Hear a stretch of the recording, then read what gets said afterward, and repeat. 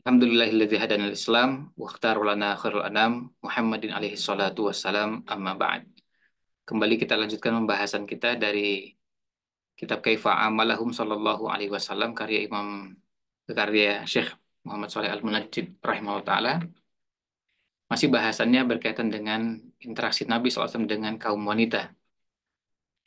Kali ini subbahasannya adalah wa idza ra'a ihdahunna ala khata'in ankaru 'alaiha birifqin walin. Jika Nabi SAW melihat salah seorang di antara mereka, di antara kaum wanita melakukan kesalahan, maka Nabi SAW mengingatkannya dengan penuh kelembutan dan kasih sayang. Ya, beliau sampaikannya, beliau nasihati tetap dengan kelemah lembutan.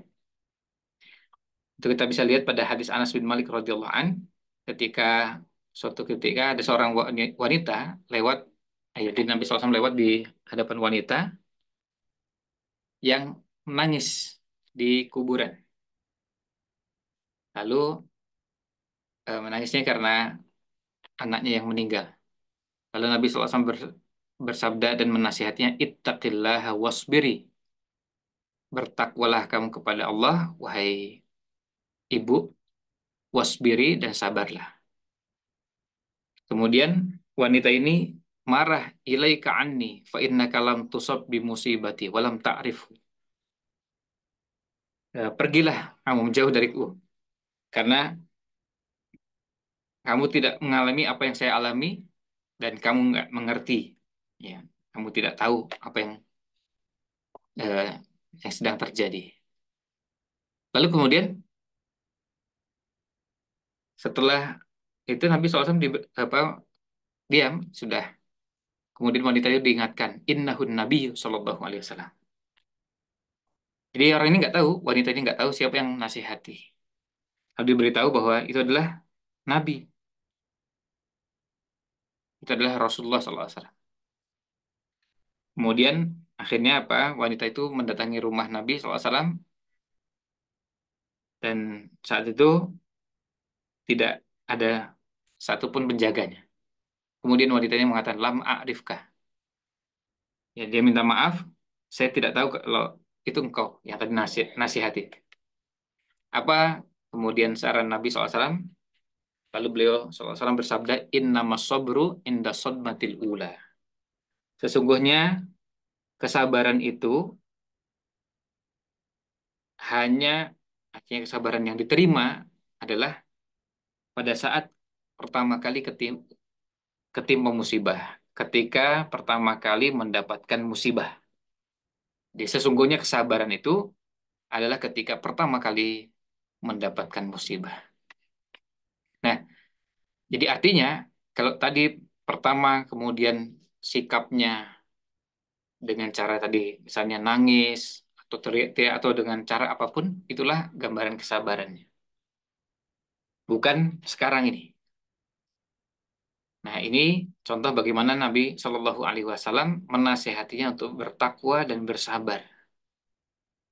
Dan kita semua ketahui bahwa Nabi SAW juga mengerti kehilangan anak. Ya, kita semua tahu bahwa Nabi SAW punya 7 orang anak, 6 dari Khadijah, 1 dari Maria Qibtiyah, dan dari 7 anak tersebut, 6 diantaranya wafat ketika Rasul Shallallahu Alaihi Wasallam masih hidup. Jadi tinggal 1 yang tersisa ketika Nabi Muhammad SAW wafat, yaitu Fatimah. Dan Fatimah wafat kira-kira 6 bulan setelah wafatnya Rasulullah Shallallahu Alaihi Wasallam. Nah, artinya beliau bukan tidak pernah merasakan seperti yang dirasakan oleh wanita tersebut. Ya, bayangkan kehilangan 6 anak. Ya, kehilangan 6 dari 7. Jadi tinggal cuma sisa 1. 6 dari 7. Beliau sebelumnya kehilangan bapak ketika beliau masih dalam kandungan. Beliau dilahirkan dalam keadaan yatim, alam yajid kayatim fa'awa. Kemudian beliau kehilangan ibu di usia 6 tahun, kehilangan kakek di usia 8 tahun, kemudian kehilangan paman di usia, kehilangan istri, kehilangan anak, 1, 2, 3, sampai 6 anak. Termasuk tentunya kehilangan ada kerabat dekatnya, pamannya misalnya, Hamzah. Ibni Abdul Muthalib, dan seterusnya. Artinya orang-orang dekatnya. Tentu kalau mau dilihat yang paling dekat tadi, dalam contoh di hadis ini adalah anak. Dan Nabi SAW bukan orang yang tidak pernah merasakan. Jadi bukan orang yang nasihati, asal nasihati, eh, apa tanpa pernah mengalami situasi itu. Beliau merasakan juga. Jadi ketika beliau nasihati, bukan orang yang tidak mempertimbangkan perasaan, karena beliau juga pernah mengalami. Dan sekali lagi, beliau bukan kehilangan satu orang anak, 6 orang anak dari 7. Maka kalau beliau menasihati sabar, bukan orang yang baru belajar sabar, beliau juga orang yang memang selain belajar, mengamalkan, dan betul-betul mengalami. Nah, ini sikap Nabi SAW, dan tetap beliau menyampaikannya dengan cara yang santun. Selanjutnya, wanaha sallallahu alaihi wasallam ar-rijala an darbihinna. Nabi Muhammad sallallahu alaihi wasallam melarang kaum laki-laki memukul kaum wanita. Hadisnya dari Iyas bin Abdullah ibni Abi Dzubab yang mengatakan bahwa Rasulullah sallallahu alaihi wasallam bersabda, la tadribu ima Allah.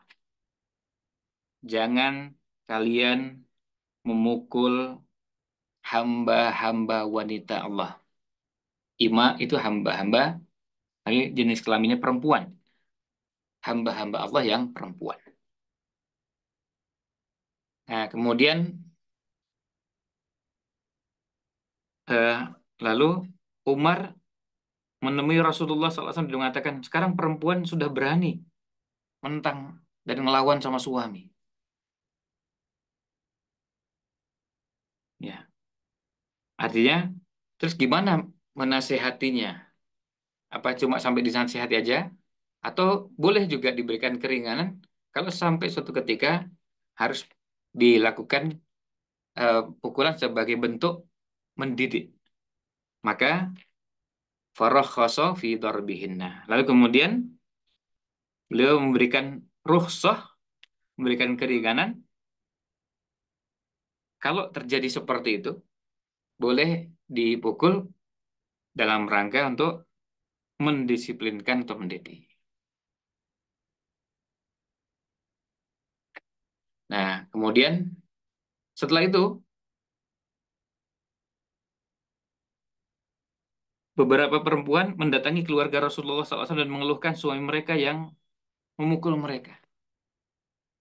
Ini juga bisa jadi suaminya berlebihan. Maka Rasulullah SAW kemudian bersabda,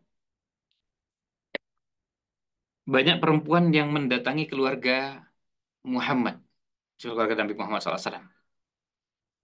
Dan jumlah mereka banyak. Mereka mengeluh kelakuan suami mereka yang memukul mereka. Nah, kemudian Nabi SAW menyatakan, bukanlah orang-orang terbaik di antara mereka ini, yang memukul istri itu, bukan orang yang terbaik di antara kalian. Maksudnya para laki-laki, para suami yang memukul istrinya, itu bukan orang yang terbaik di antara kalian. Yang terbaik adalah yang bisa menahan untuk tidak memukul dan bersabar. Bersabar dengan akhlak buruk mereka. Bersabar dengan akhlak dan perilaku buruk istri, kemudian berusaha untuk tidak memukul, itu lebih utama dan lebih indah. Nah, ini artinya apa? Artinya bahwa pukulan itu tetap ada dan tujuannya tadi untuk mendidik, mendisiplinkan. Tetapi kalau lalu kemudian orang bisa seenaknya, nah itu juga kebablasan. Artinya di satu sisi ada syariat membenarkan itu kalau diperlukan. Tetapi di sisi lain juga kalau ada yang kebablasan mempraktekkan juga ini harus ditertibkan dan didisiplinkan. Jadi dua-duanya sama-sama perlu didisiplinkan karena ini bisa terjadi pada dua-duanya, pada suami dan pada istri. Artinya istri yang sudah mulai berani dan tidak patuh kepada suami, kemudian suami yang dengan enteng dan gampangnya memberikan pukulan kepada istri, dua-duanya sama-sama hal yang dia tidak dibenarkan. Sama-sama perbuatan yang tercela. Nah, kalau dicari yang terbaik adalah suami yang bersabar untuk berinteraksi dengan perilaku buruk istrinya, kemudian menahan untuk tidak memukul, tetap nasihati, mengingatkan, itu yang lebih utama, itu yang lebih baik. Nah, kemudian interaksi yang lain adalah wa kana ya'muru bil ihsani ila man aznabat fatabat min hunna. Nabi Shallallahu Alaihi Wasallam memerintahkan untuk berbuat ihsan, berbuat dengan perbuatan ihsan, artinya perbuatan baik kepada wanita yang berdosa, kemudian tobat. Jadi Rasulullah SAW memerintahkan supaya berbuat ihsan, berbuat baik kepada wanita yang berbuat dosa, kemudian bertobat. Dasarnya hadis Imran bin Husain radhiyallahu an, beliau menuturkan bahwa ada seorang wanita dari kabilah Juhainah datang menemui Nabi Shallallahu Alaihi Wasallam, dan wanita tersebut hamil karena berzina. Naudzubillah. Lalu dia mengatakan, ya Nabi Allah, wahai Nabi Allah, asabtu haddan fa'aqimhu alayya. Lihat, luar biasanya. Artinya dia melakukan kesalahan, dan dia mengakui kesalahan tersebut. Jadi, ini satu hal yang terpuji dari sisi mengakui kesalahan. Karena sekarang ini, kita dapati, mengakui kesalahan ini menjadi sesuatu yang mahal di negeri kita ini. Mengakui bahwa saya akui saya salah. Saya minta maaf. Artinya, itu sesuatu yang mahalnya luar biasa. Tentu ketika kita membahas ini tidak perlu menunjuk orang yang satu persatu atau kemudian profesi orang pada profesi tertentu yang terkenal suka berbohong, suka menipu dan seterusnya. Tapi ini kita bicara syariat secara umum. Ya, artinya pada orang tertentu punya kebiasaan melakukan dosa ini lebih banyak dari yang lain, ya. Tetapi ini syariat yang berlaku untuk semua. Mengakui kesalahan bahwa saya salah. Saya minta maaf. Nah, wanita ini mengatakan, ya Nabi Allah, asabtu haddan. Wahai Nabi Allah, artinya wahai Rasulullah, saya telah melakukan perbuatan yang perbuatan dosa yang memang perbuatan tersebut tersebut layak untuk mendapatkan hukuman. Kalau itu dilakukan, layak untuk mendapat hukuman. Itu apa? Zina. Dan bahasanya diperhalus, tidak lalu kemudian saya berzina, tapi asabtu haddan. Dan langsung kemudian menyebutkan had, hukumannya. Hanya hukuman yang telah ditetapkan oleh Allah SWT. Fa'akimhu alayya. Maka tegakkanlah hukum tersebut untuk saya. Fada'a Nabiyullahi Sallallahu Alaihi Wasallam waliyah. Kemudian Nabi Muhammad SAW memanggil wali dari wanita tersebut. Walinya, wali itu bisa ayahnya. Kalau ayahnya sudah tidak ada, bisa kakaknya. Bisa juga pamannya, itu kakaknya ayah. Atau adiknya ayah, Pak Le, Pak D, ya. Dan seterusnya. Ini pembahasan wali tentu ada tempatnya tersendiri. Nabi SAW kemudian memanggil walinya. Ahsin ilaiha. Fa'idha wadu'at fa'tini biha. Coba lihat. Ahsin ilaiha. Perlakukan dia dengan perlakuan yang baik. Perlakukan wanita ini, perlakukan wanita yang berada dalam perwalianmu ini dengan baik. Fa'idha wadu'at, jika dia telah melahirkan, fa'tini biha, bawa wanita ini kepadaku. Fafa'ala. Akhirnya walinya melakukan. Ini perintah Nabi SAW. Bisa kabur nggak? Oh bisa. Sangat bisa. Tapi tidak dilakukan. Nah inilah yang kemudian poin yang lain yang kita bisa dapatkan pelajarannya bagaimana masyarakat Madinah punya keistimewaan luar biasa, kepatuhan terhadap hukum berada pada tingkat yang sangat tinggi. Ini kalau mau kabur, gampang sekali kabur. Kalau mau kabur, ya. Karena apa? Kadang nggak ada petugas yang ngawasi.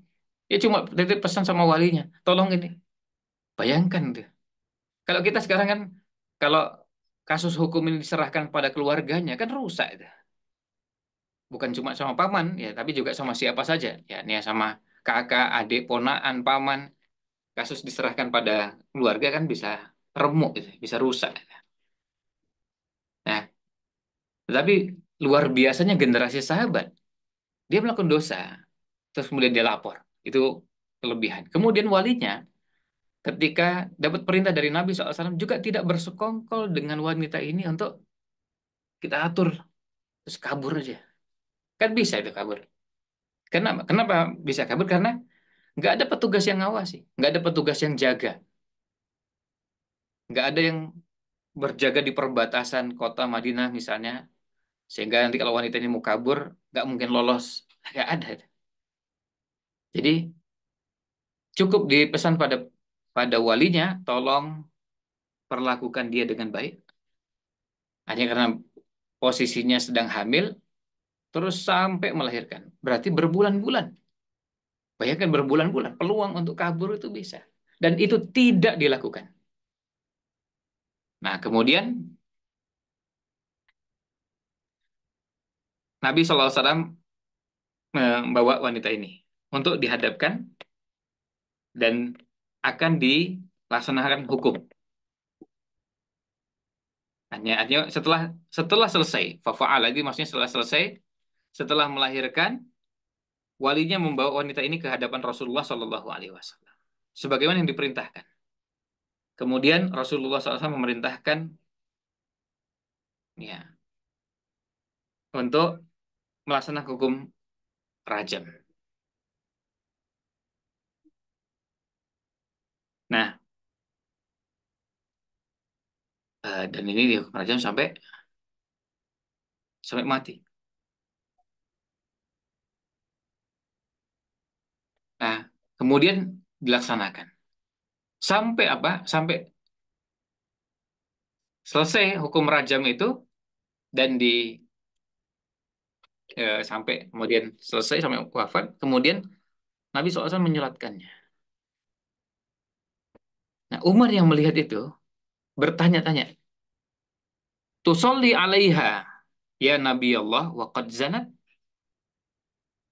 Wahai Nabi Allah, Anda menyolatkan wanita ini, wanita pezina ini, padahal dia sudah berzina. Ini artinya, pantas nggak ini wanita pezina seperti ini disolatkan? Apa jawab Nabi SAW? Lihat, pembelaan Rasul SAW kepada wanita ini, karena memang apa? Dia taubat. Kalau tidak taubat, seperti misalnya kalau kita lihat ada orang berbuat dosa, lalu petantang petenteng, bahkan nantang-nantang. Dosanya apapun dosanya. Dosa, maksiat, dalam bentuk apapun, lalu kemudian menganggap enteng dosa tersebut, bahkan meremehkan, lalu kemudian kadang-kadang ada unsur pelecehan. Emang kalau itu kenapa? Jadi nantang-nantang kalau ada yang mempersoalkan perbuatan dosa yang dia kerjakan. Nah, ini berbeda dengan wanita. Wanita ini jelas mengakui, saya berzina. Lakon asabtu haddan. Dan dia minta dihukum. Fa'akimhu alayya. Jadi, ini tentu jauh lebih mulia. Ini jauh lebih mulia. Karena apa? Orang bisa berbuat dosa, siapapun di antara kita, tanpa kecuali. Semua kita, tanpa kecuali, pasti berpotensi untuk melakukan perbuatan dosa, apapun dosanya. Bahkan mungkin sebagian di antara kita pernah melakukannya. Berbagai macam bentuk dosa. Dosa ini dan itu. Dan yang terbaik adalah yang bertobat. Bayangkan wanita ini taubat tuh minta supaya apa? Dihukum. Kalau hukumannya memang harus dirajam sampai mati, saya siap. Bayangkan ini perbuatan yang apa? Yang tingkat risikonya luar biasa, dan potensi atau peluang untuk kabur tadi tidak dilakukan. Nah, kemudian Nabi SAW melihat kesungguhan ini, lalu beliau menyolatkan. Dan ketika ditanya, Kenapa kok nyolatkan wanita pezina? Padahal jelas sudah berzina itu. Apa jawab Nabi SAW? Laqad tabat taubatan. Sungguh wanita ini telah bertobat dengan tobat sedemikian rupa. Lau tusimat baina sab'ina min ahlil Madinah lawasiathu. Seandainya taubatnya ini dibagi pada 70 orang penduduk Madinah, maka itu cukup untuk semuanya. Maksudnya apa? Ini untuk menunjukkan bahwa karena taubat yang luar biasa, taubat yang sungguh-sungguh, sampai apa? Sampai seandainya taubat ini dibagi-bagi, bayangkan taubatnya satu orang ke 70 orang penduduk Madinah, ini cukup. Wahal wajadta taubatan afdhala min anjadat binafsiha lillahi ta'ala. Lihat kalimat berikutnya. Apakah kamu mendapatkan taubat yang lebih baik, yang lebih utama, yang afdal dari itu? Yaitu apa? Di mana ia menyerahkan hidupnya kepada Allah yang Maha Agung. Allah Ta'ala. Artinya setelah dia melakukan dosa, dia merasa ingin membersihkan dirinya, dan itu resikonya harus menyerahkan nyawanya, dia lakukan. Ada yang lebih lebih tinggi dari ini. Taubat atas perbuatan dosanya. Kemudian dia minta supaya dibersihkan dari dosanya ini, yang seandainya harus mengorbankan nyawanya sekalipun, dia akan lakukan. Pertanyaannya, adakah taubat yang lebih lebih mulia, lebih utama, lebih baik dari taubat ini? Coba kita lihat luar biasanya.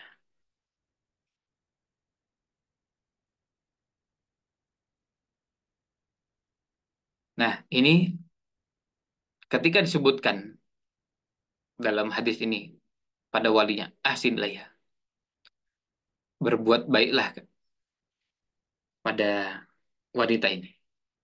Ini pesan kepada walinya. Ini supaya apa? Supaya dia diberikan haknya. Apalagi tadi ini kaitan dengan taubat, dia memang sudah bertobat, dan dia tunjukkan taubatnya dengan cara apa? Melapor. Nah, ini kalau mau diurutkan poin-poinnya tentunya banyak. Poin yang luar biasa dari kehebatan generasi sahabat, dan ini kita lihat pada hadis ini, diantaranya adalah ketika berbuat dosa, berzina, yang itu dilakukan sembunyi-sembunyi di tempat tertutup, berduaan, nggak ada yang lihat, selain mereka berdua, tentu semuanya dengan diketahui oleh Allah Subhanahu Wa Taala. Nah, kan bisa nggak lapor gitu, diam aja. Tapi tidak, wanita ini. Dia dengan terus terang, jujur mengakui bahwa saya telah berbuat. Dan minta dihukum. Lihat, melapor saja itu sudah luar biasa. Dan itu salah satu kelebihan masyarakat Madinah di generasi Rasulullah SAW. Ini yang membuat masyarakat tersebut menjadi masyarakat terbaik. Karena apa? Sulit mendapatkan masyarakat yang punya kesadaran hukum yang sangat tinggi. Bayangkan kalau kita ini di masyarakat seperti itu. Ada yang maling, terus lapor. Ada yang berzina, lapor. Ada yang minum minuman keras, lalu lapor. Kan nggak perlu petugas keamanan yang banyak, lalu kemudian kamera CCTV, kemudian pasang ini itu. Karena apa? Sudah lapor sendiri. Padahal itu nggak ada yang lihat. Ya tadi, selain mereka berdua, dan tentunya Allah SWT sebelum itu semua. Tapi mereka lakukan dengan mengikuti hawa nafsunya, tapi kesadaran untuk kemudian bertobat. Dan ternyata ketika taubatnya risikonya harus mengorbankan nyawanya, dia akan lakukan. Ini kehebatan luar biasa. Ya, kehebatan luar biasa dari generasi sahabat. Kemudian pada contoh yang lain dari Aisyah radhiyallahu anha, Beliau bercerita tentang wanita Makhzumiyah yang yang mencuri, yang akhirnya harus dipotong tangannya. Lalu Aisyah mengatakan, Aisyah radhiyallahu anha, Ummul Mukminin mengatakan, fahasanat taubatuha. Kemudian wanita ini bertobat dengan tobat yang sungguh-sungguh. Ba'du setelah itu, wa tazawwajat dan menikah. Wa kanat ta'tini ba'da dzalika. Dan kemudian dia mendatangiku setelah itu. Fa'arfa'u hajatah ila Rasulillah sallallahu alaihi wasallam. Lalu kemudian setelah berumah tangga tadi, saya menyampaikan permintaan wanita tersebut kepada Rasulullah sallallahu alaihi wasallam. Dan riwayat yang lain mengatakan bahwa apakah ada taubat untuk saya ya Rasulullah? Nah, kemudian Rasulullah SAW menyatakan antil yauma min khati'atika kayaumi waladki ummuki. Hari ini engkau ini bersih dari dosa sebagaimana hari ketika ibumu melahirkan. Nah, ini menunjukkan bagaimana dia berbuat dosa. Iya, kita tidak mentolerir bahwa dosa itu lalu kemudian jadi mubah, tidak. Dosa tetap dosa, haram tetap haram. Nah, tetapi luar biasanya dia rela untuk menjalani hukum dan kemudian sampai harus dipotong tangannya, kemudian setelah itu berumah tangga. Dia masih merasa gelisah, apakah tobat saya ini diterima? Apakah tobat saya ini diterima? Dan kesungguhannya dibuktikan dengan tidak melakukan kembali perbuatan dosa tersebut. Dan Nabi SAW lalu menyatakan antil yauma min khati'atiki kayaumi waladatki ummuki. Hari ini kamu bersih dari dosa sebagaimana hari ketika ibumu melahirkan. Kemudian yang terakhir, Nabi Muhammad SAW menerima hadiah dari kaum wanita. Tentu maksudnya adalah para sahabiat. Sebagaimana yang diceritakan oleh Anas bin Malik radhiyallahu an bahwa Rasulullah SAW menikah. Lalu beliau membina rumah tangganya. Nah, kemudian Ummu Sulaim mengatakan, bagaimana seandainya kita ini memberi hadiah kepada Rasulullah Shallallahu Alaihi Wasallam? Maka, gimana? Saya setuju. Ayo, lakukan. Akhirnya ngambil ada kurma, kemudian ada minyak,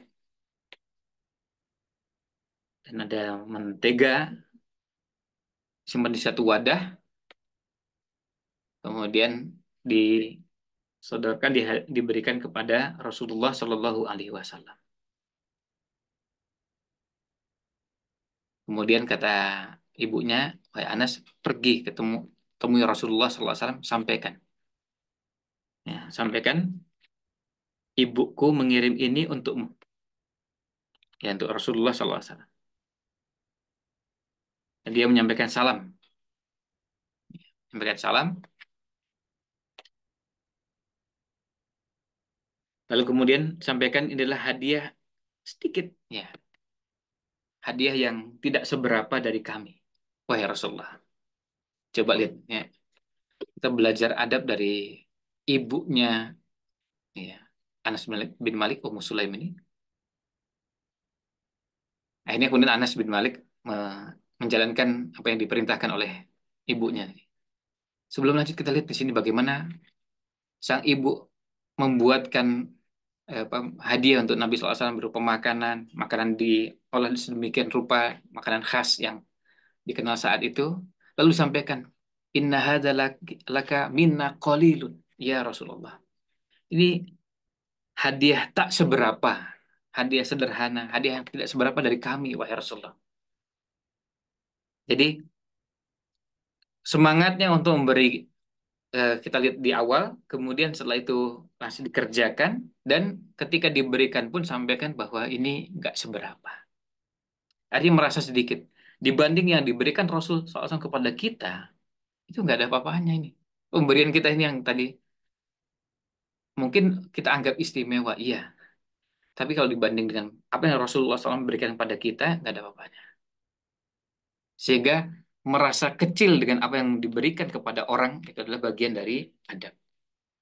Maka kata Anas, lalu saya pergi menemui Rasulullah SAW, lalu saya sampaikan, ibu saya menyampaikan salam. Dan ini adalah pemberian tak seberapa dari kami, ya Rasulullah. Lalu kemudian Rasul SAW menyampaikan, letakkan. Lalu kemudian beliau menyampaikan, kamu pergi temui fulan, fulan, fulan, dan lalu kemudian disebut nama-namanya, lalu kemudian mereka dipanggil.